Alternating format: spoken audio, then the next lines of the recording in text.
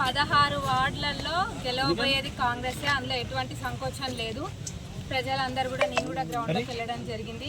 మన పార్టీకి అనుకూలంగా ఉంది. కాంగ్రెస్ పార్టీకి ప్రజాప్రభుత్వం అధికారంలోకి వచ్చినప్పటి నుంచి కూడా ఎన్ని సంక్షేమ పథకాలు తీసుకొచ్చినాయో ప్రజలందరూ కూడా చూస్తూనే ఉన్నారు. అది ఉచిత బస్ ప్రయాణమే కానివ్వండి, లేకపోతే 200 యూనిట్ల కరెంటు ఫ్రీ, ఇంకా చెప్పుకుంటూ పోతే చాలా ఉన్నాయి. ఇంద్రమ్మ ఇల్లు, వివిధ పథకాలన్నీ కూడా చేసుకుంటూ మళ్ళీ మహిళలకు పెద్దపీట వేస్తూ మన ప్రభుత్వంలో ఎన్నో పథకాలు తీసుకొచ్చినాం. అట్లనే మన నియోజకవర్గంలో కూడా 2000 కోట్లకు పైబడి అభివృద్ధి పనులు ఇప్పటికే చేసుకున్నాం. తొర్రూరు పట్టణం విషయానికి వస్తే 100 పడకల ఆసుపత్రి పనులు కూడా ప్రారంభమైతే, దాంతోపాటుగా మినీ ట్యాంక్ బండ్ కూడా మీరు అందరు మన బతుకమ్మ పండుగ రోజు చూసినారు.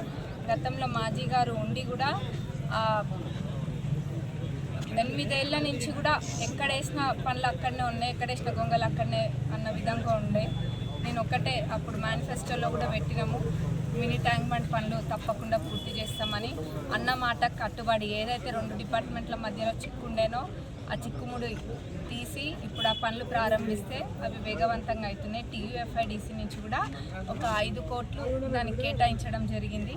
ఆ మినీ ట్యాంక్ బండ్కి ఇంకా కూడా అవసరమైతే ఇంకా పెట్టి ఇది నెంబర్ 1 మినీ ట్యాంక్ బండ్గా తీర్చిదిద్దుతాం తప్పకుండా. ఇంకా దాంతోపాటుగా 15 కోట్ల మన శంకుస్థాపనలు చేయడం జరిగింది వివిధ వార్డులలో. ఇంకా వచ్చేది కూడా చాలా ఉంది తొర్రూరు మున్సిపాలిటీకి.